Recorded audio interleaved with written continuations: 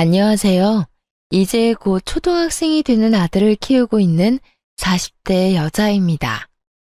아이의 입학이 곧 다가오자 어쩔 수 없이 애아빠인 전 남편이 생각나곤 하는데요. 정말 인생에서 지워버리고 싶은 인간이에요. 두 번 다신 기억하고 싶지 않지만 아들에겐 아빠가 필요한 시기잖아요. 그러다 보니 떠올리기 싫어도 떠오를 수밖에 없더군요.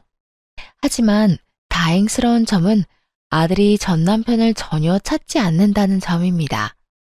저 역시 이혼을 결심한 순간부터 지금까지 단 한 번도 후회한 적 없어요. 그러면 어떻게 이혼하게 되었는지 본격적으로 이야기 시작해 보겠습니다. 남편과 전 소개팅으로 만난 사이였어요.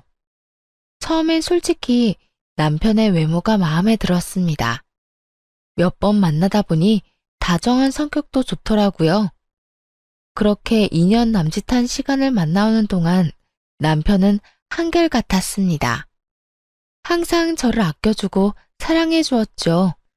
그런 남편의 모습을 보며 자연스럽게 결혼까지 결심하게 되었고요.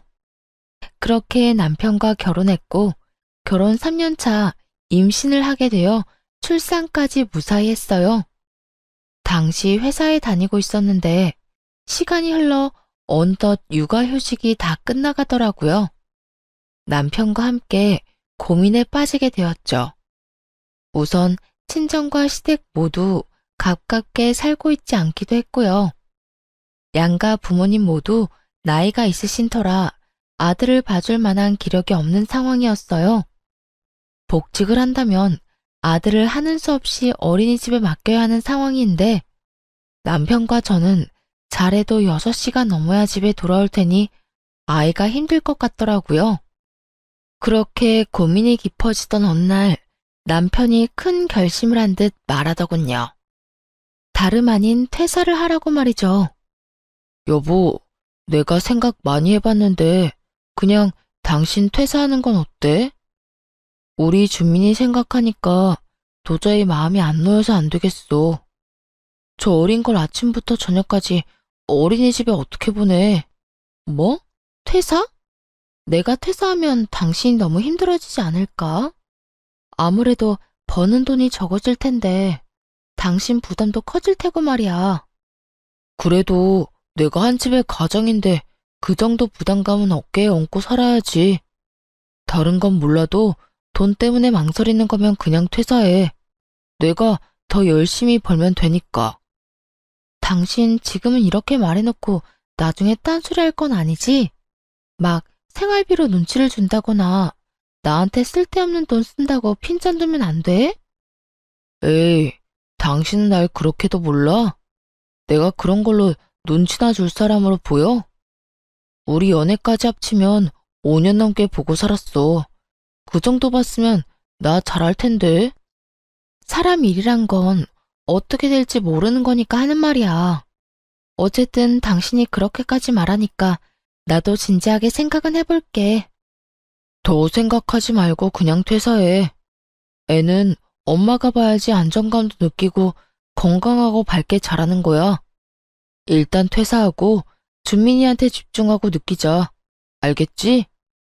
정말 돈 때문에 싫은 소리 할 일은 없을 테니까 그 부분은 걱정도 하지 마. 남편은 이렇게 호언장담을 했고 철석같이 그 약속을 믿고 퇴사했죠. 퇴사 후 집에서 애를 보기 시작했을 때 남편은 노력하는 듯 했어요. 온종일 말도 못하는 아들과 씨름하느라 고생하는 저를 안쓰러워하기도 했고 1시간이라도 더 자라며 퇴근 후에 아들을 대신 돌봐주기도 하고요. 여보, 들어가서 좀 자. 피곤해 보인다. 아니야, 당신도 피곤하잖아. 난 괜찮으니까 당신이나 좀 쉬어. 괜찮기는? 당신 지금 쓰러질 것 같아. 나는 내일 회사 가서 잠시 자면 되지만 당신은 또 하루 종일 애 봐야 하잖아. 그러니까 내 말대로 들어가서 자. 이렇게 다정한 사람이었는데 그런 시간이 그리 길게 이어지진 않더라고요. 고작 아들의 돌이 지날 무렵부터 남편이 변하기 시작했으니까요. 처음엔 가볍게 핀잔을 주기 시작하더라고요. 아니, 집에서 하는 거라곤 애 보고 살림 사는 거 다 아냐? 근데 반찬꼴이 이게 뭐야? 먹을 만한 게 하나도 없잖아. 남편 말만 들으면 밥상을 아주 무성의하게 차렸을 거라 생각하실 수도 있겠네요. 전혀요. 국은 물론이고 나물에 고기에 생선까지 올린 밥상이었어요. 심지어 평소 남편이 좋아하는 반찬까지 가져다 놨답니다. 무려 소금물에 절여 3일을 말린 조기 말이죠. 거기까지만 해도 기가 막히는데 이런 말까지 이어서 하더군요. 밥상이 이 모양 이 꼴인데 무슨 장은 그렇게나 보는 거야? 하여튼 돈 한 푼 못 벌면서 돈 무서운지 모른다니까. 카드 한도 넉넉하다고 마음 놓고 쓰나 본데 내가 오늘 한도 낮췄어. 그런 줄 알고 형편에 맞춰서 써. 사람이 어떻게 저렇게까지 변할 수 있나 하는 생각이 들더라고요. 언제는 돈 때문에 싫은 소리 하는 일은 절대로 없을 거라고 하더니 1년 만에 완전히 변한 모습이 참 놀랍기까지 하더군요. 심지어 그날의 몇 달 전만 해도 이런 말을 했던 사람입니다. 여보, 아기 돌보랴, 내 먹거리 챙기랴, 여러모로 힘들지? 그래서 하는 말인데 내 아침이나 저녁은 안 차려줘도 돼. 밖에서 대충 먹으면 되니까 그럴 시간에 한숨이라도 더 자. 그리고 당신 요즘 끼니도 제대로 못 챙기는 것 같던데 좀 챙겨 먹어. 차릴 시간이 없으면 시켜서라도 먹어야 해. 알겠지? 다른 건 몰라도 잘 먹고 잘 자야 당신 몸이 안 상하니까. 이랬던 사람이 변하니 낯설기도 섭섭하기도 한 복합적인 감정이 들더라고요. 물론 화가 나기도 했고요. 당신 요즘 힘든 거 알겠는데 말을 그렇게밖에 못해? 난 당신 부인이지 당신이 화풀이하라고 막말해도 되는 감정 쓰레기통이 아니라고. 그리고 내가 쓰면 얼마나 쓴다고 그런 말을 하는 거야? 남들이 들으면 집에서 애나 키우면서 돈 펑펑 쓰고 사는 줄 알겠다. 힘들면 그냥 힘들다고 해. 괜한 트집 잡으면서 사람 기분 나쁘게 하지 말고. 화풀이 하는 게 아니라 현실이 그렇잖아.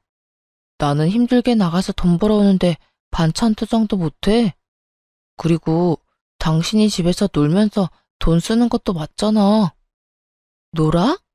내가 노는 걸로 보여? 나 하루 종일 집 치우고 애 보고 먹이고 씻기고 하느라고 바빠. 오죽하면 내 몸은 제대로 씻지도 못하고 밥은 제대로 챙겨 먹지도 못해. 그런 와중에 당신 좋아하는 조기에 국에 나물 반찬까지 해줬더니 뭐? 놀아? 먹을 게 없어? 그렇게 먹기 싫으면 당신이 해먹어. 그러면 되겠네. 꾹꾹 화를 참다가 결국 남편에게 한 소리 해버렸습니다. 그러자 남편은 뭐라 대꾸할 말조차 없었는지 조용히 밥만 먹기 시작하더군요. 그날 이후 남편은 한동안 군말 없이 그저 지켜보더라고요. 애가 클수록 돈 든 데가 많아지는데 일정한 금액 이상의 지출은 안 했거든요. 물론 그때 따끔하게 말한 것도 효과가 있었겠죠. 그렇게 겨우 남편이 제정신으로 돌아왔나 했는데 이번에는 당연한 것을 트집 삼아 시비를 걸기 시작했어요. 그 당연한 것이란 아들의 우유였는데 돌 이후에 분유를 끊고 우유를 먹였거든요. 그날도 아들에게 우유를 건네주고 있는데 남편이 이렇게 말하더라고요. 인상은 있는 대로 잔뜩 찌푸리고 날이 선 목소리로 말이죠. 그 우유는 도대체 언제까지 먹어야 하는 거야? 겨우 분유 끊어서 돈 좀 덜 들겠다 싶었더니 이제는 우유를 마시는 거야? 우유값 때문에 허리가 휘겠네 휘겠어. 순간 잘못 들은 것인가 하는 생각도 들더라고요. 들은 말이 그만큼 황당하고 어이가 없었으니까요. 다른 것도 아닌 아들이 먹어야만 하는 우유를 가지고 저딴 말을 하다니요.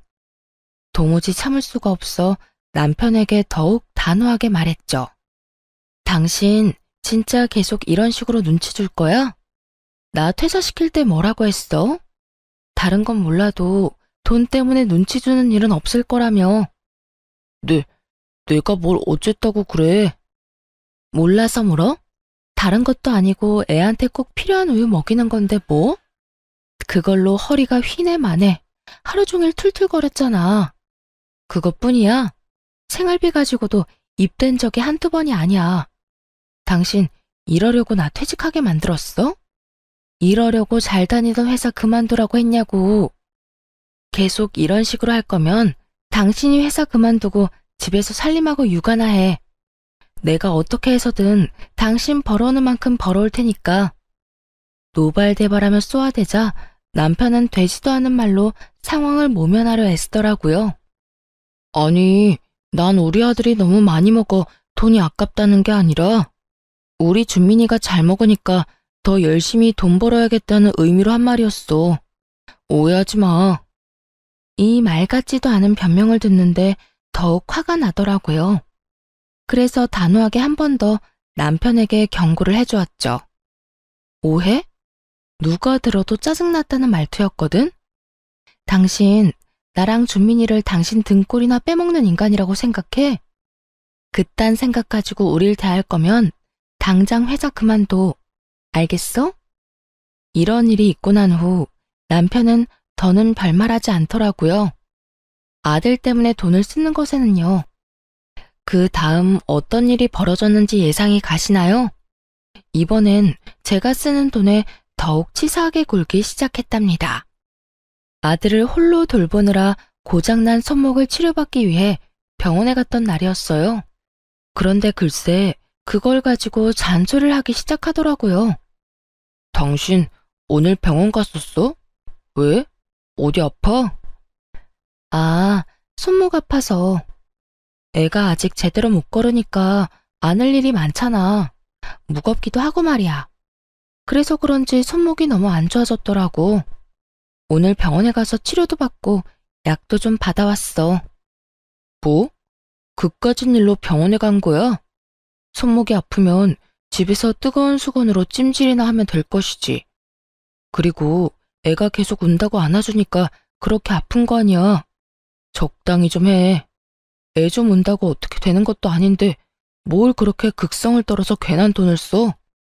그 순간 참아왔던 서러움이 폭발하는 기분이 들더라고요.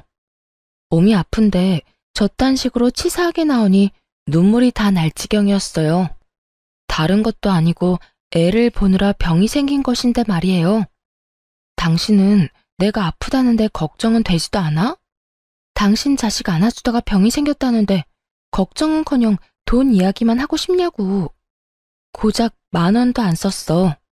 치료하고 약 타온 돈 합쳐봐야 8,900원이라고. 이것도 마음대로 못 쓰게 하려고 나 회사 그만두러 간 거야?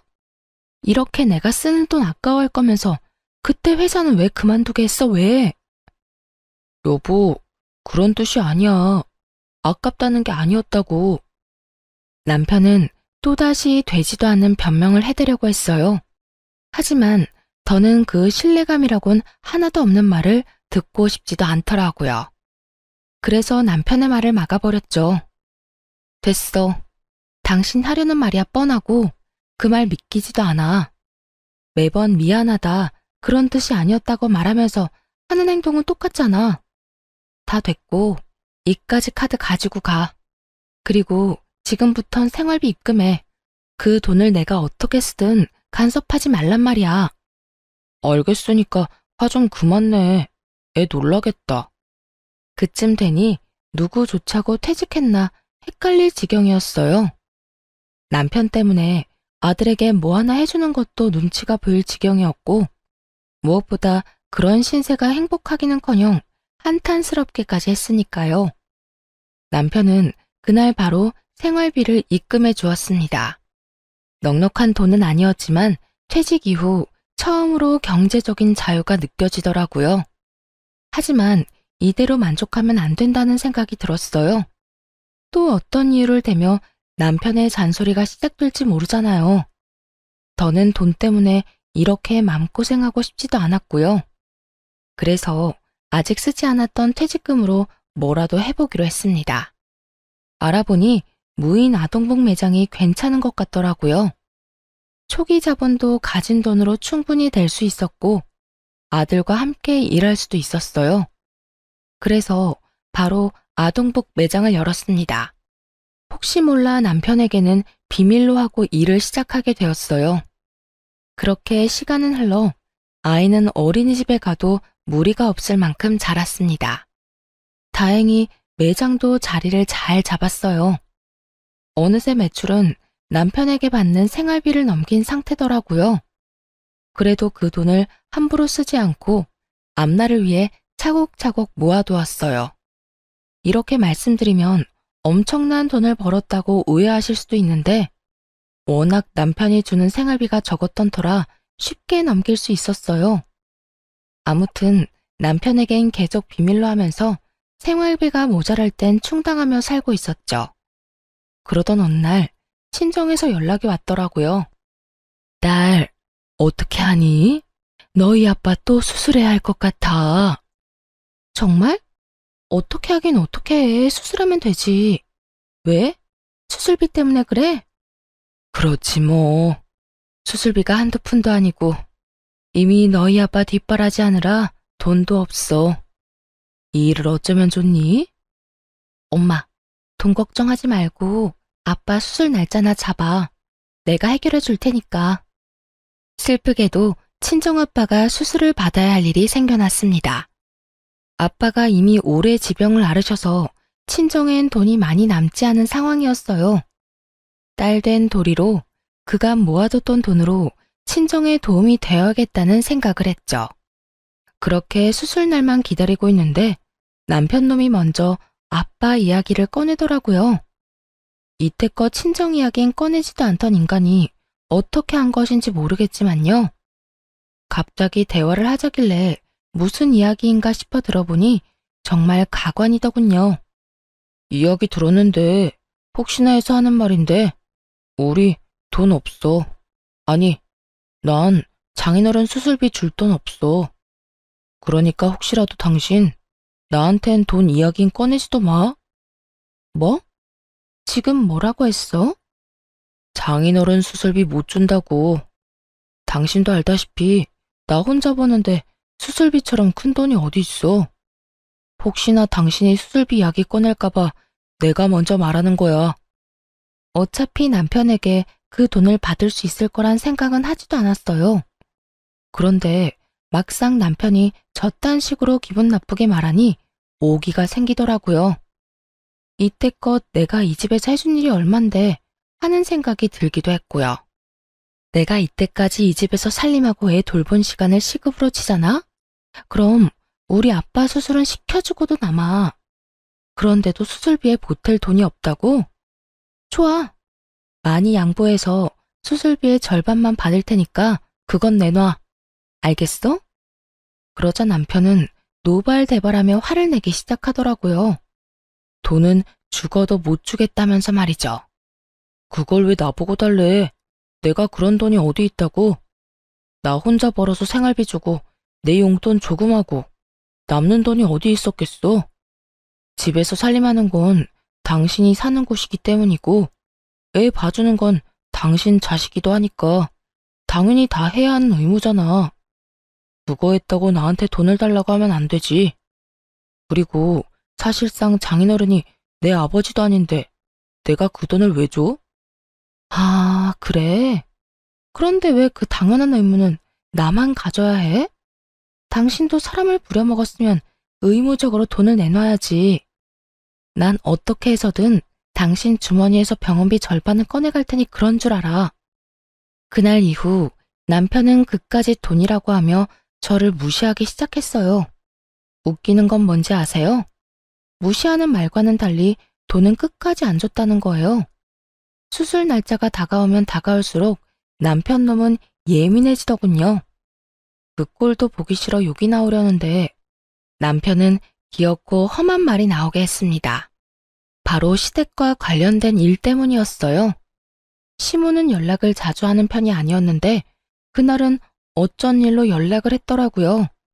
남편이 전화를 잘 안 받는다면서요. 어머님, 무슨 일이세요? 그게 우리 아들이 연락이 안 돼서 말이야. 다른 게 아니라 이번에 사준 명품 구두 말이다. 아무래도 한 사이즈 큰 걸로 바꿔야 할 것 같아. 아들이 같이 가주거나 영수증이 있어야 할 것 같은데 연락이 돼야 말이지. 네가 언제 시간 되는지 좀 물어보고 나한테 연락 좀 해주려무나. 기가 막히더라고요. 명품 구두라고 하면 한두 푼 하는 것도 아닐 텐데 그럴 돈은 있으면서 당장 생사가 오가는 수술비는 안 주겠다고 했으니 말이에요. 그날 저녁 여전히 예민한 남편에게 따져 물었어요. 당신 진짜 해도 해도 너무한 거 아니야? 갑자기 왜 이래? 말을 알아들을 수 있게 해야 할 거 아니야. 나 오늘 어머님하고 통화했거든? 당신이 명품 구두 사드렸다며. 사이즈가 작아서 바꿔야 하니 영수증을 주든 직접 오든 하라고 하시더라. 우리 아빠 수술비는 없어도 어머님 명품 구두 사줄 돈은 있나 보네? 그거랑 같아? 다르지. 아주 많이 다르지. 어머님 명품 구두는 사치품이고 우리 아빠 수술비는 생명이 연관된 건데 다르지. 그게 아니라 우리 엄마니까 내 돈으로 뭘 사주든 무슨 상관이냐고. 당신이 이렇게 화낼 필요가 없단 이야기를 하는 거야. 내가 번 돈 내가 쓰겠다는데 당신 무슨 권리로 이렇게 화를 내? 권리? 지금 권리라고 했니? 당신이 벌어서 쌓은 돈에는 내 몫도 있어. 집안일에 신경 하나 안 쓰고 회사 생활을 평탄히 할 수 있는 이유가 뭐 같아? 당신과 우리 애를 위해 집에서 일을 하는 내 덕이라고. 뭐? 무슨 그런 웃기지도 않은 말을 해. 당신이 번 돈도 아닌데 무슨 당신 몫이 있어? 그래, 당신 아빠 수술비 절반은 줄 테니까 힘들게 일하고 온 사람 괴롭히지 좀 마. 당신이 이렇게 쪼지 않아도 어련히 알아서 줄 테니까. 언제 내가 안 준다고 그랬어? 준다고 그랬잖아. 남편은 적반하장으로 화를 내며 그까지 수술비 준다고 큰 소리를 쳤습니다. 그런 인간에게 상식을 들이대봤자죠. 내 입만 아프겠다는 생각에 대꾸도 안 하고 입을 다물어 버렸습니다. 가정주부는 집안 재산에 아무런 권리도 없다는 사람과 무슨 대화를 하겠어요? 정이 뚝 떨어져 서서히 이혼을 생각하기 시작했습니다. 그러던 어느 날 다 함께 저녁을 먹고 있을 때였어요.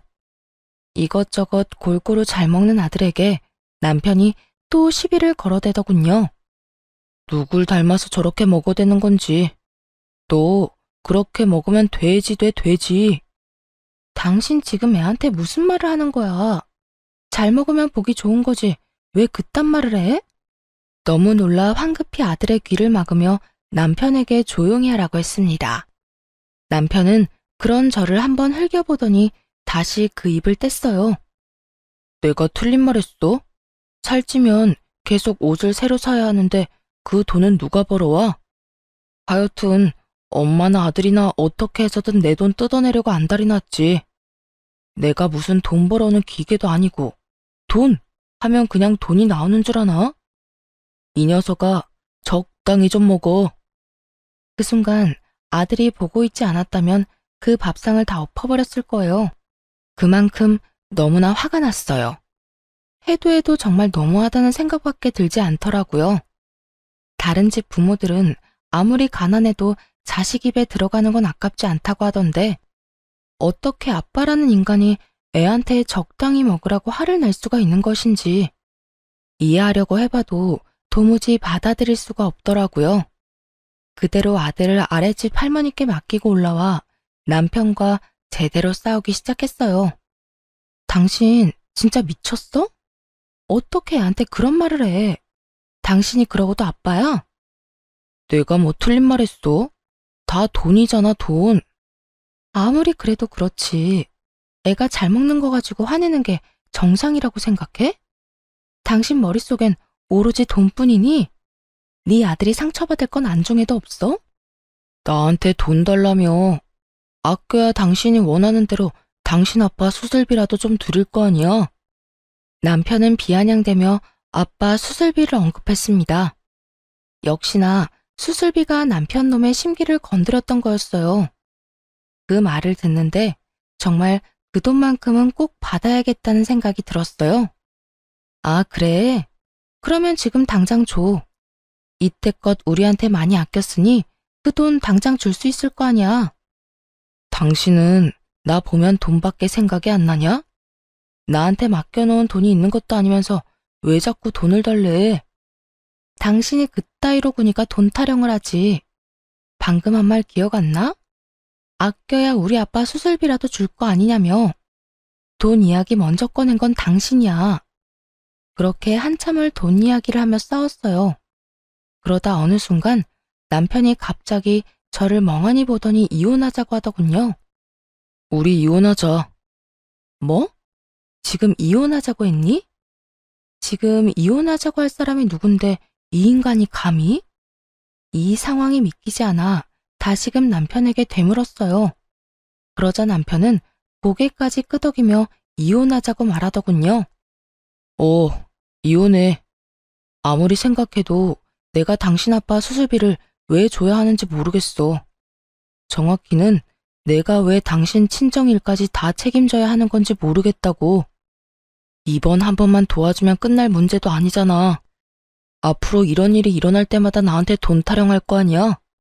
내가 왜 힘들게 번 돈으로 남 뒷바라지나 해야 해? 난 그렇게 살기 싫어. 배우자의 부모까지 부양해야 하는 의무가 없다는 거 저도 잘 압니다. 하지만 이건 아니다 싶었어요. 수술비 전액을 요구한 것도 아니고 절반만 달라고 했을 뿐인데 저러다뇨. 또 남편이 본인 부모님한테는 얼마나 끔찍이 하는지 아세요? 철마다 여행 보내드려. 조금만 앓는 소리가 나오면 몸에 좋다는 보약 지어드려. 몸보신하라고 용돈 봉투까지 두둑하게 드린다니까요. 게다가 최근에는 명품 구두까지 사드린 걸 알고 있었기에 더욱 화가 났죠. 아내 덕에 마음 편히 회사 생활하며 번 돈으로 온갖 효자짓은 다 한 주제에 이제와 처가댁에 들여야 하는 돈이 아까우니 저를 버리더군요. 누구는 애 보고 살림하느라 집에서 하루하루 늙어갔는데 말이에요. 그러니까 당신 부모님 여행 보내주고 용돈 준 거는 당연한 거고 우리 부모님껜 수술비 절반 드리는 것도 아까워서 이혼하겠다. 이 말이네? 그래, 하자 이혼. 나도 당신 같은 인간이랑 더는 살고 싶지도 않아. 그런데 당신 그건 알지? 나랑 이혼하면 당신 재산 분할해줘야 하는 거. 각오나 단단히 하고 있어. 아무리 좋은 변호사를 선임해도 나한테 재산 분할은 무조건 해줘야 할 테니까. 그러자 화들짝 놀란 남편이 화를 내더라고요. 재산 분할 문제는 전혀 생각지도 못한 듯 했어요. 이혼을 하자는 놈이 그런 건 예상도 못했다니 참 한심스럽기 짝이 없더군요. 뭐? 재산 분할? 당신이 내 재산 불리는데 뭘 했다고 나눠줘. 당신이야말로 이상한 꿈 같은 건 꾸지도 마. 가지고 갈 게 있긴 하겠네. 이 집 살 때 당신이 절반 냈었으니까 집 팔아서 절반 줄게. 그거나 받고 떨어져. 앞으로 어떻게 될진 지켜보면 알겠네. 네 말이 맞을지 내 말이 맞을지 말이야. 어쨌든 당장 이 집에서 나가줄래? 뭐, 당신이 혼자 우리 아들 케어할 수 있으면 내가 나가도 되고. 남편은 그대로 대꾸도 없이 집을 나가버렸습니다. 아쉬울 것 하나 없이 바로 변호사를 선임해 이혼을 준비했어요. 그동안 아빠는 수술을 무사히 마치셨고 천만다행으로 잘 회복하셨어요. 수술비는 당연히 제가 혼자 마련해드렸죠. 그렇게 한결 편안한 마음으로 이혼 준비에 박차를 가하던 어느 날이었습니다. 언젠가부턴가 신경 쓰이는 일이 생겨나더군요. 그건 바로 며칠 동안 똑같은 자동차가 뒤를 쫓고 있다는 것이었어요. 처음엔 그저 착각이겠거니 했는데 신경을 쓰고 살펴보니 타깃이 저더라고요. 덜컥 겁이 나 곧바로 경찰에 신고했죠. 그렇게 경찰서에서 그 남자의 정체를 알게 되었는데 다름 아닌 남편의 부탁을 받고 제 뒤를 쫓던 사람인 거예요. 들어보니 그 남자는 남편의 지인 동생으로 용돈벌이 겸 저를 쫓았다고 하더라고요. 전 그냥 아줌마를 쫓아다닌 것뿐이라고요. 뭘 하는지 누굴 만나는지만 알려주면 시급보다 더 많이 준다고 했어요. 근데 쫓아다니면서 찍은 사진도 없고 그냥 지켜만 봤어요. 진짜요. 그러니까 남편이 내 뒷조사를 부탁했다. 이 말이네요? 네. 혹시나 남자를 만나면 사진 찍어서 보내달랬는데 그런 일이 없었으니 사진 찍을 일도 없었어요. 그러니까 저 여기서 좀 나가게 해주세요. 남편의 수가 뻔히 보이지 않나요? 막상 변호사를 만나보니 재산을 많이 떼어줘야 할 것 같다고 들었겠죠. 그래서 사람을 시켜 제 흠이라도 잡아볼까 하며 얕고 치사한 수를 쓴 거예요. 그런데 정말 웃기지 않나요? 지인의 동생에게 부탁해 제 뒤를 밟은 것이 말입니다. 그 와중에 흥신소에 들어가는 비용이 아까웠다는 거잖아요. 참 짠돌이 남편답다는 생각을 했습니다. 나가게 해줄 테니 남편한텐 들켰다는 이야기 하지 말아요. 그냥 하던 대로 나 쫓는 척하면서 용돈 받아 쓰세요. 알겠어요? 네, 알겠어요. 무슨 뜻인지 알아들었으니까 여기서 나가게만 해주세요. 이때까지 알아낸 것도 절대 말하지 않을게요. 별로 쓸모있는 게 없긴 하지만요. 남자는 그대로 구속이라도 될까 겁이 나는지 시키는 건 뭐든 하겠다고 했습니다. 그 후 남편이 한 그대로 흥신소에 의뢰해 남편의 뒷조사를 시작했어요. 이렇게까지 추잡하게 구는 이유가 꼭 돈 때문만이 아니라는 확신이 들었거든요. 재산 분할은 둘째치고 양육권 때문에라도 확실하게 남편을 조사할 필요가 있었죠. 그렇게 얼마 후 조사한 내용을 받았을 때 웃음이 다 나더라고요. 사모님, 알아보니 남편분 유흥업소를 다니고 있더라고요. 물론 불법 업소이고요. 다니기 시작한 건 3년도 넘었고요. 주로 회사 동료들이랑 다니더라고요. 게다가 거기에서 만난 여자랑 살림까지 차렸던데요. 뭐 집이 좋은 건 아니고 작은 원룸 하나 얻어줬더라고요. 여자한테 생활비나 용돈 주면서 지내고 있고요. 그리고 그때 말씀하신 사모님 뒤 밟았던 청년 있잖아요. 그 청년은 그 여자 동생으로 확인됐고요. 그 여자가 걸친 게 전부 명품이던데 그거 역시 전부 남편분이 사준 거예요. 남편은 돈 타령을 하기 시작했을 때부터 회사 동료들과 유흥업소를 다녔던 거예요. 상간녀에게 생활비뿐만 아니라 명품 옷에 가방까지 사주면서요. 장인어른 수술비가 아까워 이혼까지 결심한 사람이 말이죠. 뭐 이제는 화도 나지 않았어요.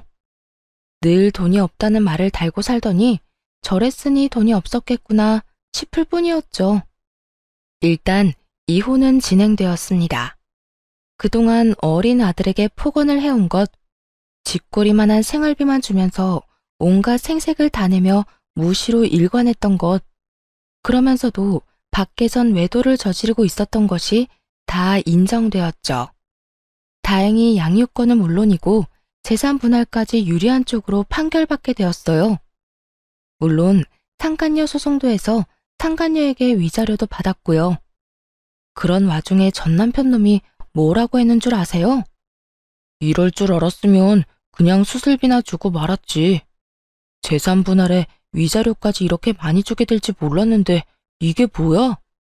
변호사 비용은 비용대로 들고 돈은 돈대로 뜯기고. 아니, 무슨 법이 이래? 참 대단하지 않나요? 그딴 말을 짓거리는 전 남편 놈을 보는데 그저 대단하단 생각밖에 들지 않더군요. 이대로 끝이냐고요? 그럴 리가요. 그 후에도 전 남편은 여전히 그 유흥업소를 들락날락했습니다. 그래서 그 사람이 업소에 또 갔다는 이야기를 듣자마자 경찰에 신고해버렸어요. 소문이 쫙 퍼져 유흥업소를 다녔던 사람들과 함께 회사에서 잘렸다고 하더군요. 이미 상간녀에게 돈을 쏟아부었는데 위자료 지급에 해고까지. 전 남편은 완전히 아무것도 없는 신세가 되었죠.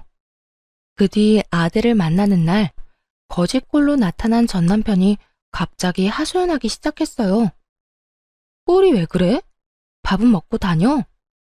다른 날도 아니고 아들 만나러 오는 날인데 좀 신경 쓰고 오면 안 돼? 내가 지금 그런 거 생각할 처지가 아니야.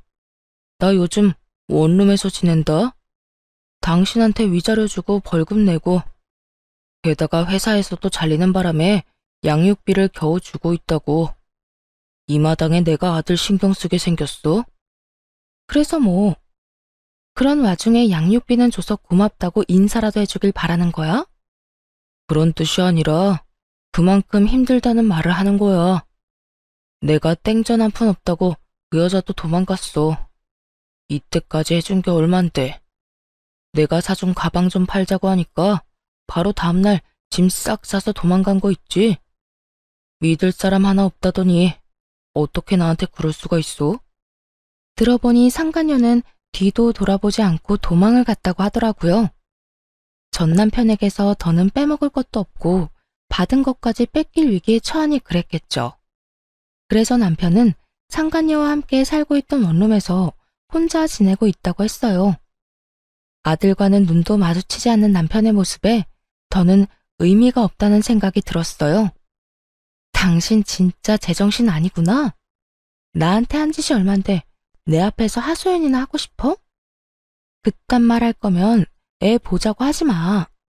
애랑 시간은 같이 보내지도 않으면서 왜 꼬박꼬박 만난다고 그 성화야? 내가 오죽했으면 아들 보러 와서 이런 말이나 하고 있겠어. 당신도 참 여전하다. 어떻게 된 사람이 감정이란 게 없어? 당신은 이 모양 이 꼴로 사는 내가 불쌍하지도 않아. 당신이 다 자초한 일인데 내가 왜 불쌍히 여겨야 해? 그러게 인생 좀 똑바로 살지 그랬어. 그딴 데서 만난 여자가 당신한테 지조나 지키면서 살 줄 알았어? 다 목적이 있으니까 당신 옆에 붙어 있었던 거지. 뭐? 진짜 말 그따위로밖에 못해? 이렇게 말해주는 것도 감지덕지 여기며 살아. 더 할 말 없으면 이만 갈 테니까 양육비나 제대로 보내. 그렇게 당시 지내고 있던 친정에 아들과 함께 돌아왔습니다. 경고했음에도 그 후론 잘 들어오던 양육비마저 입금되지 않더군요. 차라리 잘 됐다는 생각이 들기도 했어요. 사실 아들도 아빠를 전혀 보고 싶지 않아 했거든요. 그렇게 서로 얼굴 보지 않고 사는 대신 양육비 받은 셈 치자 싶었던 것이죠. 그런데 몇 달이 지난 어느 날 전 남편이 친정으로 찾아왔더라고요. 마지막으로 본 모습보다 더 거짓골을 하고 말이에요. 여보, 당신 가게 대박 났다며? 나 다 들었어. 언제 그런 가게를 차린 거야? 당신 정말 대단하다. 여기까지만 들어도 전 남편의 추악한 계획을 알 것 같더라고요. 제가 사업을 해서 대박 났다는 소식을 듣고 빌부터 볼까 하며 찾아온 것이었어요. 도대체 어디서 어떻게 저런 소식을 전해 들었는지 알지는 못하겠지만요. 그 이야기는 또 어떻게 들은 거야? 그래, 나 대박 났어. 그런데 그게 왜? 당신이랑 아무 상관도 없는 일이잖아. 에이, 무슨 말을 그렇게 섭섭하게 해. 우리가 이혼은 했어도 우리 사이에 아들이 있는데 완전히 남남이 될 수는 없잖아. 아들? 아들 생각하는 사람이 아들 먹는 거 입는 걸 그렇게 아까워했어? 유흥업소나 들락날락하면서? 당신 지금 이러는 거 가증스러워. 왜 갑자기 아들 사랑하는 아빠 코스프레야? 같이 살 때는 아들 한번 제대로 안아준 적도 없었으면서. 잘못을 오목조목 짚어주자 전 남편은 할 말이 없었는지 조용히 듣기만 하더군요. 그러다 갑자기 무릎을 꿇고 빌기 시작했어요. 여보, 이때까지 내가 당신이랑 우리 아들한테 잘못하고 살았던 거 알아. 그땐 딴 곳에 정신이 팔려서 무슨 짓을 하고 있는지도 모르고 살았었어. 내가 정말 미쳤었나 봐. 그딴 짓이나 하고 돌아다니다니. 당신 같은 여자랑 금쪽 같은 내 새끼한테 상처 주는지도 모르고 말이야. 그러다 울겠다 울겠어. 꼴 같자는 반성 그만하고 준비한 말이나 꺼내놔. 그 되지도 않는 반성하는 연기 더는 보고 싶지도 않아. 연기라니. 난 진심이라고. 그리고 딱히 준비한 말은 아닌데 나 진짜 반성 많이 하고 깊게 후회했어. 그래서 하는 말인데, 우리 다시 같이 살면 안 될까? 아니나 다를까 전 남편은 눈치를 살피며 재결합하자고 하더라고요. 그것도 아들을 내세워서 말이죠. 우리 아들을 아빠 없는 애로 키울 거야? 지금은 괜찮을지 몰라도 점점 자라면서 내가 필요한 상황이 많아질 텐데, 더군다나 딸도 아니고 아들이잖아. 아들은 크면 클수록 아빠 손이 필요하다는 거 알지? 그러니까 우리 아들 생각해서라도 나 좀 받아줘. 내가 앞으로 잘할게. 너 진짜 미쳤지? 감히 내 아들을 핑계로 재결합을 운운해? 진짜 끝까지 최악이구나. 네가 한 짓이 있는데 어떻게 이제 와서 그딴 말을 해? 그러니까 내가 이렇게 빌잖아. 정말 반성 많이 했다니까. 지나간 과거는 과거로 묻어두고 우리 아들 앞날만 생각하자. 응? 웃기고 있네. 네가 지금 내 돈 보고 이러는 거 모르는 줄 알아? 왜? 가게 대박 났다고 하니 내가 돈방석이라도 안 준 줄 아니? 왜? 아니야? 알아보니까 당신 가게 엄청나게 잘 된다고 하던데. 다 빚이야, 빚. 가게 차리는데 한두 푼 드는 줄 알아? 내가 저 빚 갚는다고 등골이 휘는데 이 와중에 당신까지 책임져 주길 바래? 시험 삼아 거짓말로 가진 거라곤 빚밖에 없다는 말을 해봤습니다. 그러자 전 남편은 그제야 가면을 벗고 욕을 하며 몸을 일으키더라고요. 그것이 전 남편의 본 모습이었던 것이었죠. 어이씨, 그런 거였으면 진작 말했어야 할 거 아니야. 괜히 시간 낭비만 했네. 하긴 당신 같은 여자가 돈방석에 앉았으면 너도 나도 다 가게 차렸겠지. 게다가 위아래로 훑어보며 비아냥대기까지 했어요. 곧 자신에게 닥칠 앞날을 알지도 못한 채 말이에요. 그래, 이게 당신 본 모습이지. 반성은 개뿔. 그것도 다 연기지? 그래, 내가 반성할 게 뭐 있어? 아니, 당신이 오죽 형편없었으면 내가 나가서 돈 주고 그런 짓을 했겠어? 당신이랑 그때까지 살아준 것만 해도 고맙게 생각하라고. 내가 당신 같은 여자랑 같이 산다고 얼마나 괴로웠는지 알기나 해. 나만 보면 돈 타령해 애는 울기나 하지. 어느 하나 마음에 드는 게 없었다고. 고삐 풀린 망아지처럼 폭언을 뱉는 전 남편에게 참지 못하고 손을 올려버렸어요. 그러자 전 남편은 붉어진 뺨을 어루만지며 발악을 하더라고요. 네가 뭔데 날 때려? 가진 건 쥐뿔도 없는 주제에 네가 뭔데 날 때리냐고. 가진 게 있으면 때려도 되는 거야? 사실은 나 빚 하나도 없어. 또 돈방석에 앉은 것도 맞아. 뭐? 그러면 다 거짓말이란 거야? 차라리 꿈이라면 좋겠다고 생각하는 표정이었어요. 그랬겠죠. 어떻게든 빌붙어 보려고 찾아왔는데 어리석게 거짓말에 속아 다 망쳤으니까요. 심지어 그딴 폭언까지 해댔으니 재결합의 꿈은 이미 저 멀리 사라진 후였죠. 절망 가득한 표정의 전 남편을 보며 더 절망스러운 이야기를 해줬습니다. 당신이 어떻게 반응할지 궁금했거든. 진심으로 반성한 건 맞는지 알아보고 싶기도 했고. 그런데 역시나 어떻게 사람이 한순간에 이렇게 변하냐? 아참, 나 그리고 곧 당신 덕분에 더 큰 돈방석에 앉을 예정이다? 뭐? 그게 무슨 말이야? 당신이 이때까지 안 준 양육비 있지? 나 그거 더럽고 치사해서 안 받으려고 했거든? 그런데 당신 하는 꼴 보니 안 되겠다. 양육비 청구 소송할 거니까 각오해. 이때까지 안 준 거에 앞으로 줘야 할 양육비까지 얹어서 받아낼 테니까. 그러자 전 남편은 또다시 무릎을 꿇고 빌기 시작했습니다. 꼴 보기도 싫어서 질질 끌어다 집에서 내쫓아버렸어요. 이딴 짓만 하지 않았더라면, 아니, 그 더러운 입에 아들을 들먹이지만 않았더라도 더럽고 치사해서 밀린 양육비는 받지 않으려고 했는데 안 되겠더라고요. 전 남편 놈이 저렇게 나오니 하나도 남김없이 다 받아내야 하겠더군요. 그렇게 큰 코 다쳐봐야 두 번 다신 저딴 짓거리를 못할 테니까요. 그 후 지체할 것 없이 양육비 청구 소송을 진행했습니다.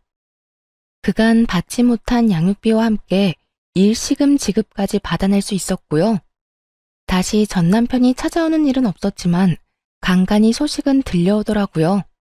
들어보니 양육비를 주기 위해 전 시댁에 손을 벌렸다가 연이 끊겼다고 하더군요. 그 뒤론 아무 소식도 들을 수 없었어요. 하루하루는 참 길고 고단했는데 돌아보니 세월 참 빠르게도 흘러갔더라고요. 그동안 울기도 많이 울었지만 그래도 참 행복했던 것 같습니다. 저의 가게에서는 이제 아동복뿐만 아니라 성인복도 함께 판매하고 있어요. 또 온라인 사업도 한번 해보려고 구상하고 있는 중이에요. 그리고 눈에 넣어도 아프지 않은 아들은 개구장이 8살이 되었어요. 엄마 사랑해 라는 입에 말을 달고 살 정도로 사랑꾼이 되었는데요. 사랑 고백을 하는 아들을 볼 때마다 그간의 고생이 눈 녹듯 사라지는 기분입니다. 아들은 아빠 이야기를 전혀 꺼내지 않는데 오히려 그래서 더 안쓰럽더라고요. 목욕탕에 간다거나 수영장에 갈 때 이것저것 아빠의 손길과 도움이 필요할 텐데 씩씩하게 혼자 해내는 모습이 대견스럽기도 하고요. 그래서 어느 날은 아들에게 물어봤습니다. 아빠가 보고 싶진 않냐고요. 그랬더니 아들이 이렇게 대답하더라고요. 엄마, 나한텐 엄마가 아빠이기도 해. 그런데 왜 아빠가 보고 싶겠어? 나 기억이 흐릿하지만 아빠가 엄마랑 나한테 말이랑 행동 함부로 했던 거 기억나. 이혼하고 만나러 왔을 때도 나보고 웃어준 적 없었잖아. 그런 사람이 아빠라면 차라리 안 보고 살고 싶다고 생각했어. 실제로 안 보니까 더 좋았고. 그러니까 엄마, 내 걱정은 하지 마. 난 이제 엄마가 행복했으면 좋겠어. 대견하고 안쓰러운 만큼 아들을 더 많이 사랑해주고 아껴주려고 합니다. 앞으로도 아들과 함께 잘 살아가기 위해서요. 다들 응원해 주실 거죠? 이로써 저의 사연도 끝이 났네요. 주변에 저와 같은 이유로 이혼을 고민하고 있는 분들이 많이 계시더라고요. 맞벌이 부부도 그들만의 고충이 깊겠지만 집에서 독박 육아하시는 분들의 고충도 정말 이루 말할 수 없이 깊겠죠. 직접 겪어봤으니 너무나 잘 알고 있습니다. 처음엔 고맙다던 남편이 내 노력을 당연하다고 치부해버리는 일이 많더군요. 집에서는 살림하랴 애 보느라고 몸이 나만하질 않는데 말이에요. 집안일하고 육아하느라 돈을 벌지 못하는 것이 죄는 아닙니다. 가정주부, 한 아이의 엄마라는 직업이 얼마나 대단한 것인지 우리는 알고 있잖아요. 그러니까 기죽지 말고 할 말은 하고 내 권리는 찾아가면서 집에서 일합시다. 꼭 이 말을 해드리고 싶었어요. 다들 화이팅입니다. 긴 글에 함께 해주신 분들 감사합니다.